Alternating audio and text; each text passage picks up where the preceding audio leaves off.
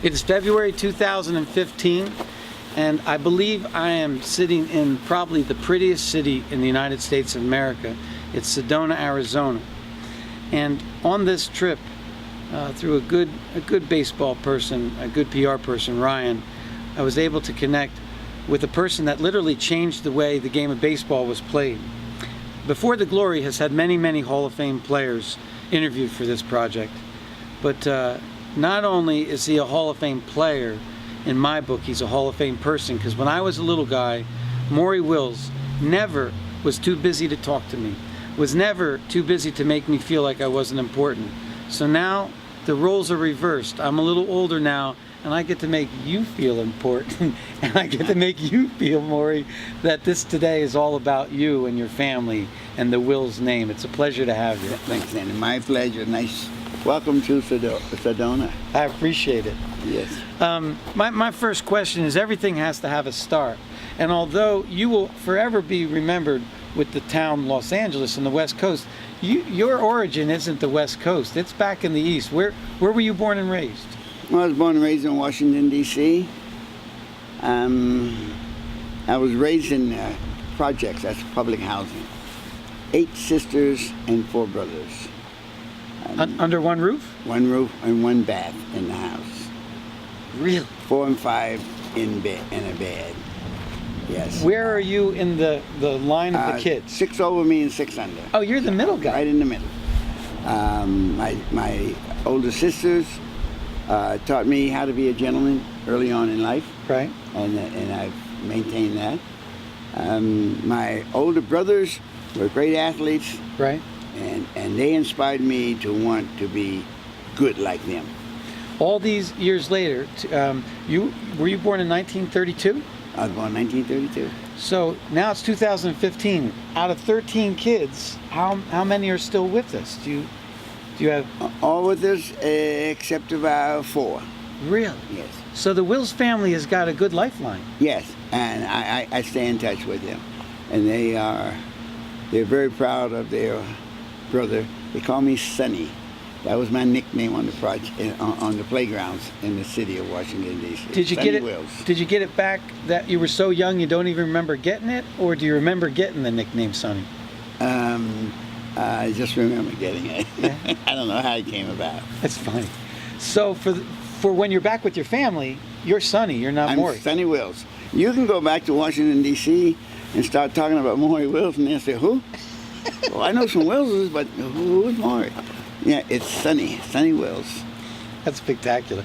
When you were a little guy, was it all of the kids and mom and dad together under the house, or were they yes. split up? Oh no, my mom and dad we only had 1, 2, 3, 4 bedrooms. My mom and dad had 1, so the other 3 bedrooms were for the 13 of us. What did Dad do, for work to pay the bills? I mean, it had to be tough.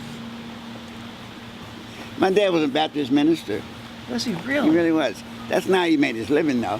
He worked in the Washington Navy Yard, but he was a preacher, and he never left home without his Bible. And every Sunday, we would have services in the living room. Really? And he had a brother named Uncle Raymond who would come over, and we'd say, "Oh, here comes Uncle Raymond," and that meant a lot of shouting in the house. Really? Oh yes, and we had a little team now in the projects, and we wanted to get down to the game. The game started at 11 o'clock, and Uncle Raymond and my dad wouldn't start services until about 9:30, 10 o'clock. Right. And they go on and on and on, and we look at each other, hey, we didn't have any watches. I don't know why I'm looking like I'm looking at a watch. I look at the clock, maybe. And we got to get down on the field, and Uncle Raymond is just getting started. So we finally found out, I don't know how we found out, but we found out that Uncle Raymond was going to preach until we started crying. The golden ticket. Yeah, we didn't know you had to cry before you would stop.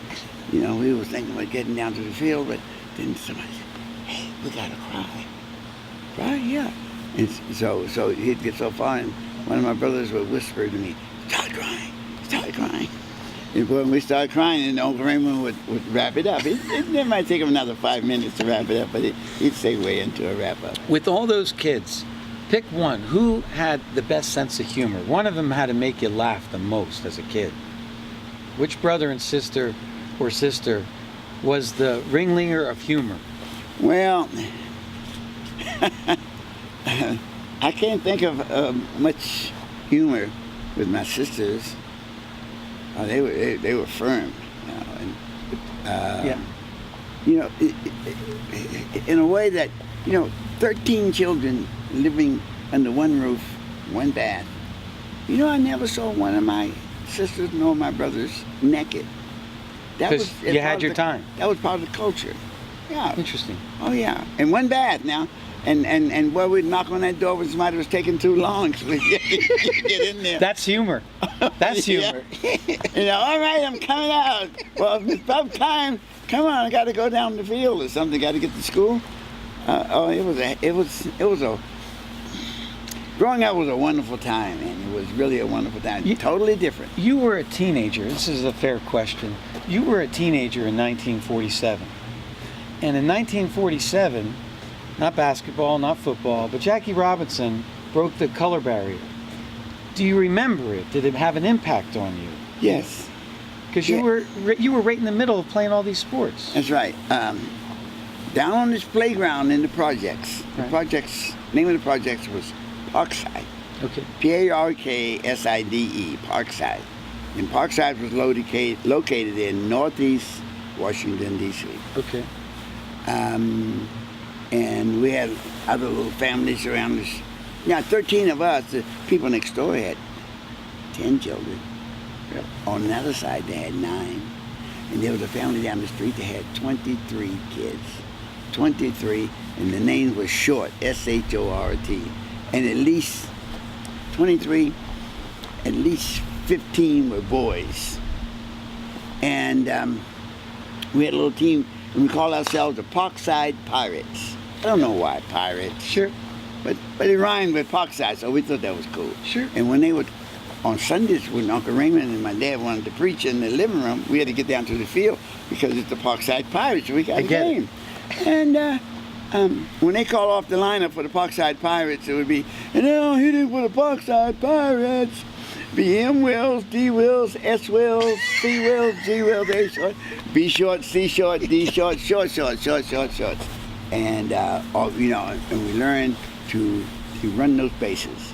Right. Because it was a big open field. So home runs were not the thing. I get it. See, because the fields didn't have any fences. So it was running the bases. That's how I became an outstanding base runner and base stealer when I became a It goes major back league to being a player. kid. Yeah, it goes back. Because you know what it was? It was old Negro League ball. Sure. That's what we learned. Now, I'm leading up to something here. All right. I'm letting you go. Okay. Old Negro League ball. That's all we know.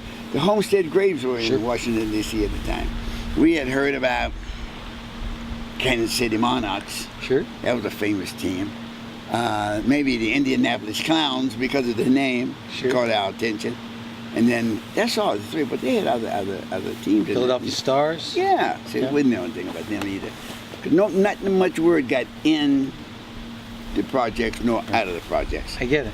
No, today It's your own little island almost. That's right. Small world, so small. You know how we talk about the world? Now the world was big then. You notice how we talk about the world is so small today because people travel from one continent to another in little time at all. Mm-hmm. Go from California to New York, or East Coast or West Coast. What in those days, the world was huge. We didn't even go out of the community. No, Didn't have to. No, we didn't know what we would do. All we wanted to do was play ball. And for meals, we had beans for breakfast, Sure. beans for lunch, beans for dinner, and beans. We had lima beans, pinto beans, navy beans. You name a bean, we had it. Dad, we having beans again? You better eat those beans, boy. Okay. Beans. But, the thing about it was, that was all right. Because there's a saying, you can't miss something you never had. Exactly. We never had anything but beans. Sure. So beans was all. But I tell you the truth, if I never see another bean for the rest of my life, it'll be too soon. So, but you know, it didn't matter because we could play ball. We had that little team, the Parkside Pirates. And we get down there, you know, we get Uncle Raymond. We played all week, but the games were on Sundays. I get it. And Uncle Raymond can get through this passage and maybe wrap it up, we can get down there. So we learned how to cry as I'm repeating this to bring you back to where we were. To get the game started. Where I'm going. Yeah. You sound like you were there. So God, we get down there and I'm about 8 years old, maybe 7. But I love the game of baseball. Baseball. And these are the days when people didn't interact as we know it today. I get it. We lived over here, they lived over there, and they lived over there, and they lived over there. So and I know that my future was already laid out for me. Really? I was supposed to marry one of the little girls in the projects, Okay. have a house full of babies, and get some kind of job to make ends meet and have beans all day, and that would be my life. Inside? Yeah, that was my destiny. So how did I get to become a Major League Baseball player? Fair question. Yeah. I do believe there's a God. Mm-hmm. And I know that I could never have done this without some divine intervention Sure. and power in the universe doing for me what I could not do for myself. 'Cause I didn't like school that much. Oh, you didn't? I was going to ask. I was all right, but I was watching the clock all the time, you know, to get out on the playing field. But I had a brother, one brother who was just older than I, who was a great athlete, but he was an honor roll student.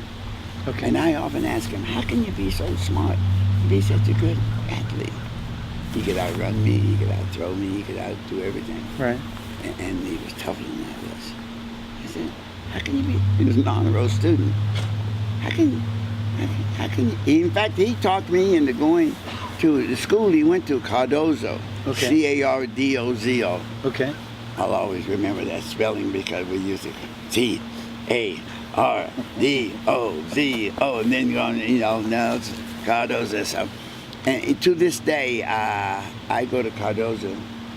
Now, I graduated in 1950, and we in 2015. That's 65 years later. 65 years later, I still go back to that school and conduct a clinic every spring. Do you really? Yeah, and they renamed the field, the athletic field, Maury Wills Field Feel good?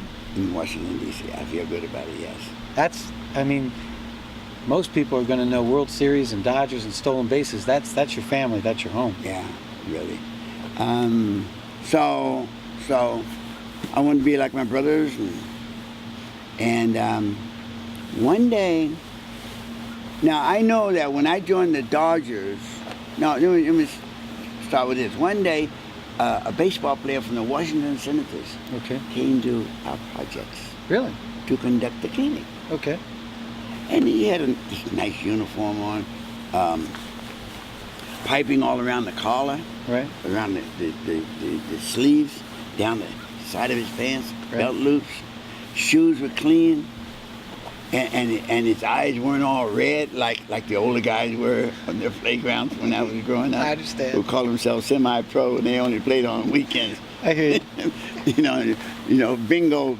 What was that movie? Bingo Long and the Traveling All-Star. Yeah, caps all on the side of their head, mixed match uniform, all gal socks under the stirrups, and they call themselves semi-pro. I don't know why semi-pro, they didn't get paid. It's a good name, though. Yeah, it's better than amateur. Absolutely. Yeah, so there were the guys, that was my future. We wanted to grow up and play with them on weekends, so we practiced and we perfected our talents as a baseball player just so we could play with him. And guess what? They all had a half pint of whiskey in their back pockets. Now, I don't think they make half pints of whiskey anymore, but the half pint of whiskey was just the size to fit in the back pocket. And we wanted to grow up and be just like them, I get it. including the half pint of whiskey. And then one day, Here comes this player from the Washington Senators. Now something's going to happen here. From the Washington Senators. His name is Jerry Pretty. He was a second sure. baseman. I know Jerry Pretty. And a Yankee too. Oh yeah, yeah. Huh? I'm hanging with. All right. I'm hanging with you. Yeah, all right. Jerry Pretty came to conduct the game. And in those days, people didn't interact as we know it today. Okay. Because we lived over here, they lived over there, and they lived over there, and they lived over there. And he's white. And Were your projects all black? oh yeah, I don't know that. my life was all black. Everything. School. Let me interrupt one thing. 13 kids, because I've taught in a low-income area, so I have dark-skinned Latinos, light-skinned Latinos, dark-skinned blacks, light-skinned blacks, mulatto. I have all different shades of my students. You, right, would be listed as light-skinned, but there's 13 kids. Were there some of your brothers and sisters that were dark-skinned, some Yes, light-skinned? there Fair were. question. Yeah, good, very good question. Because I had a sister who was really dark. We used to tease her a lot. Your brother. Oh, that's so mean. I'm so mean. Oh yeah. Did you get teased for being light-skinned? Oh yeah, they Were you me, called milk They chocolate? call me Dirty Red. Oh man. That got to me.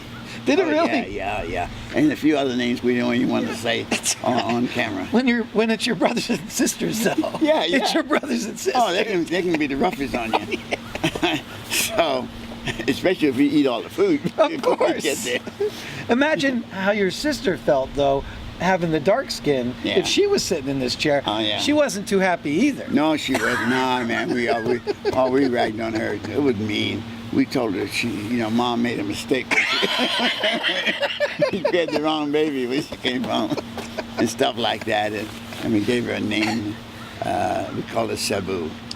Yeah, the jungle girl. Yeah. And she used to jump in our games. And when we complained, Right? because she could hit the ball further than we could. Really? And when we complained and we tried to push her out of the game, that was the wrong thing to do, to put our hands on her. Because then she would pin us. Well, Don't 10 minutes you? ago, when I made reference to your sister and humor, you said tough. Oh, yeah. So There you go. you're backing it up. Oh, yeah, yes, she's tough. And she pinned us to the ground. Don't you ever put your hands on me again. Okay. So whenever we went to play, we always had to make sure she didn't know we were going.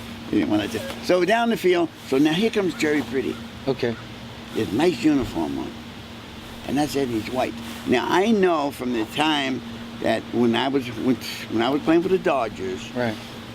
they asked us to go out into the public, Yep, I understand. playgrounds on weekends and conduct clinics. Sure. And a lot of the guys didn't want to go. The Dodgers said, you got to go. It's all part of the program. We'd like for you to stay at least an hour, but if you could stay an hour and a half, that would be better.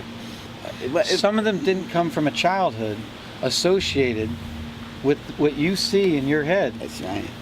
Maybe that's why you've done more clinics probably than any other player in the doggone game. I Yeah, mean, you said you it. were once one of those kids. Yeah, that's right. Exactly. Now, I gladly went. And sometimes when some of the other players didn't want to go, I would volunteer to go. Because I remember Jerry Pretty come into our playground. And this is what Jerry Pretty did. And we all looking at him and said, where did he come from?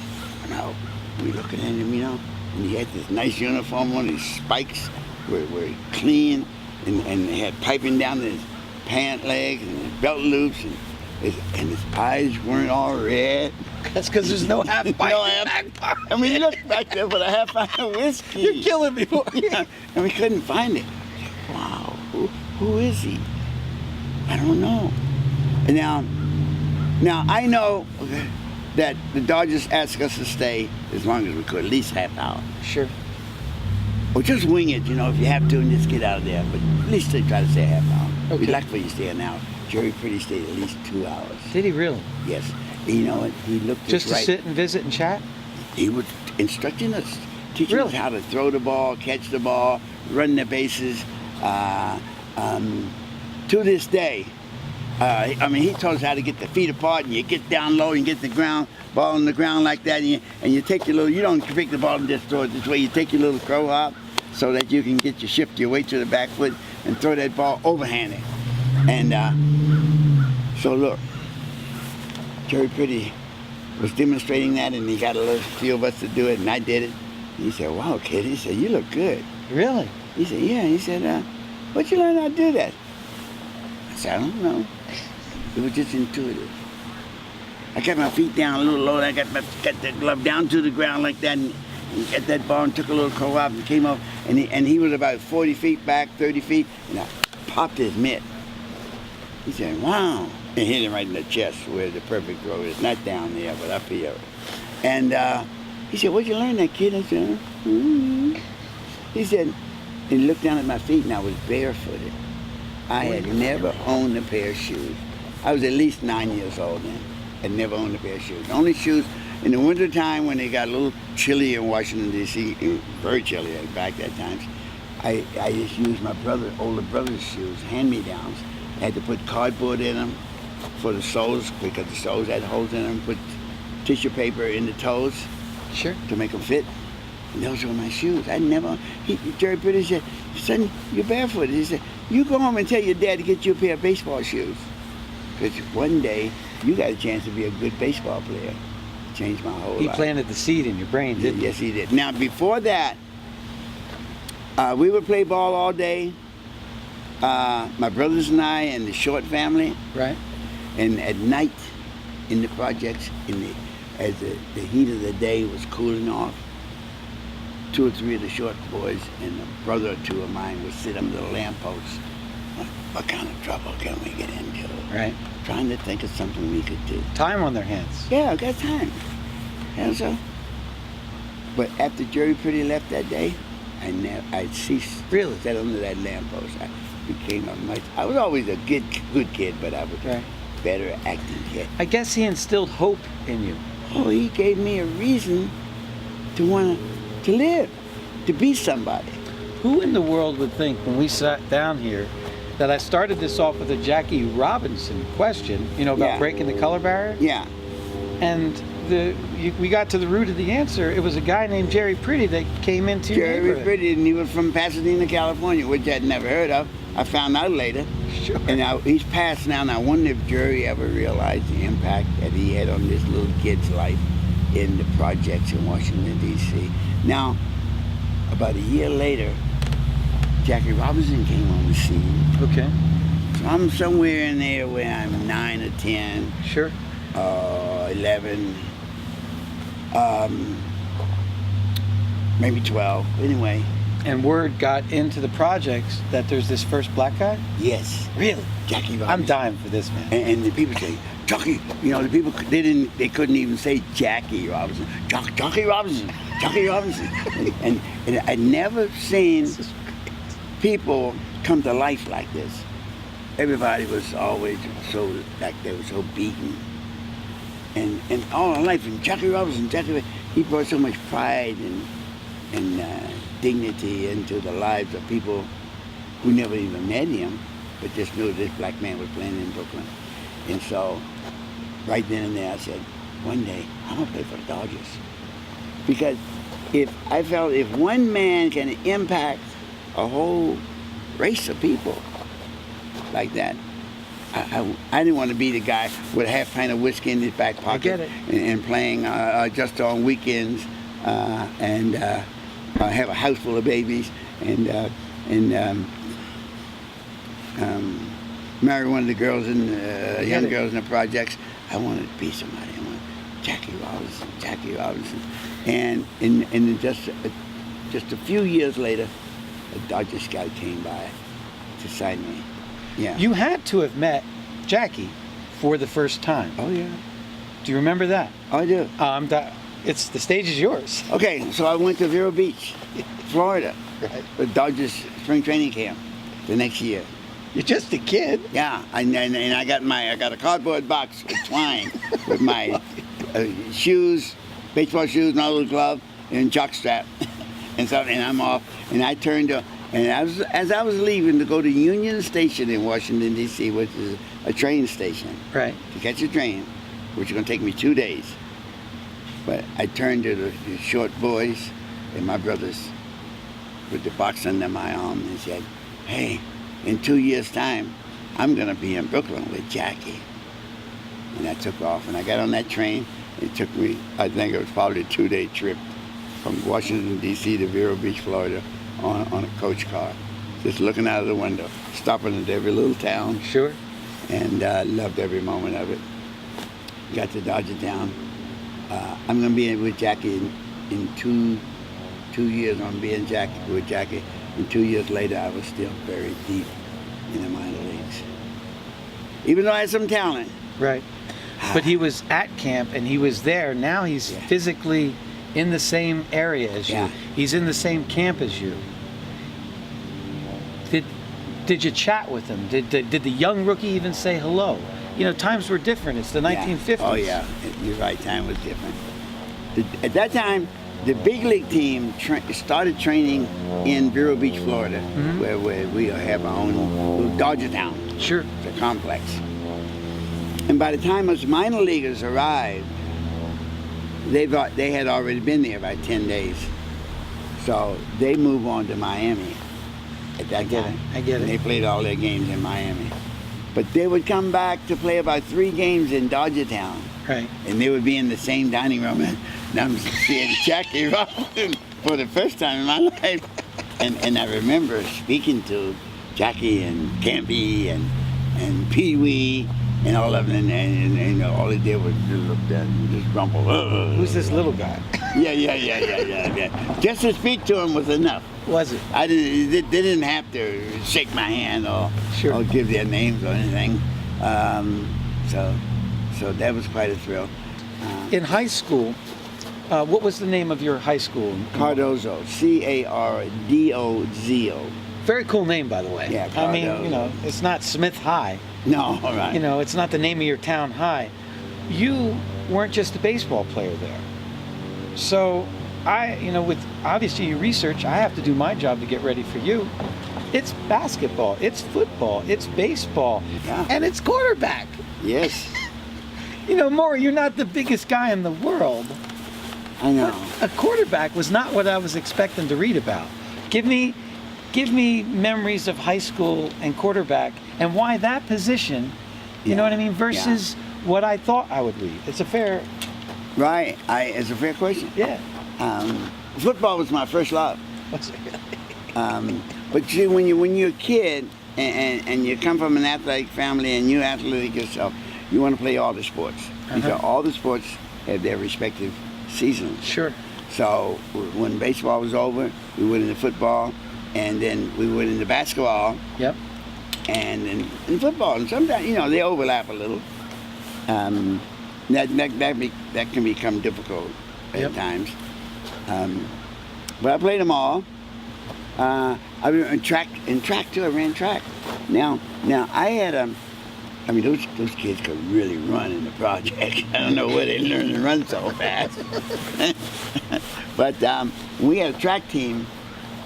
As fast as I was, and I was very popular because I was a good athlete and everybody liked me, and Sonny Wills, and so they didn't say I couldn't be on the track team, but I couldn't outrun anybody on that team. Really? Really. So what they would do is let me be third. Whatever ground I would lose when they handed me the baton, before I gave it to the anchor man would make up for it. And we had a great relay team. We ran all over the city.